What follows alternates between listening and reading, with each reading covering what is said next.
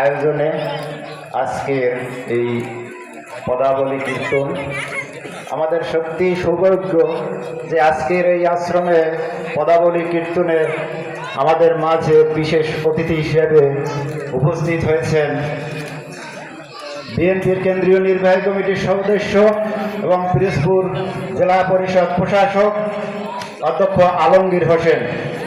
তার সাথে বিশেষ অতিথি হিসাবে উপস্থিত আছেন বাংলাদেশ পূজা ফ্রন্ট পিরোজপুর জেলা শাখার আহ্বায়ক দিলীপ মিস্ত্রি, পূজা ফ্রন্টের সাধারণ সদস্য সচিব সিদ্ধার্থ সিকদার।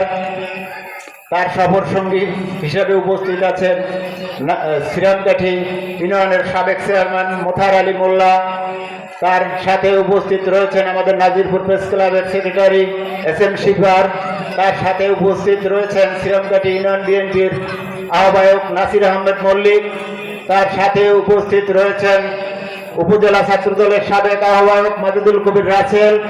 তার সাথে উপস্থিত রয়েছেন নাজিরপুর উপজেলা ছাত্রদলের আহ্বায়ক শামীম হাসান। তার সাথে উপস্থিত রয়েছেন স্বেচ্ছাসেবক দলের সাবেক আহ্বায়ক রফিকুল ইসলাম টুপু সহ বিভিন্ন রাজনৈতিক নেতৃবৃন্দ। আপনারা বিগত যে সংসদ নির্বাচন গিয়েছে সেই সংসদ নির্বাচনে আপনারা যে প্রার্থীকে ভোট দিয়েছেন হয়তোবা সময়ের কারণে আপনাদের মাঝে আপনাদের সাথে দেখা করতে পারেনি এবং আপনাদের সাথে দেখা হয়নি। অনেকে ভোট দিয়েছেন কিন্তু তাকে ফিজিক্যালি অনেকেই চিনেন না, কিন্তু আজকে ভাগ্যক্রমে আমরা তাকে আমাদের মাঝে পেয়েছি।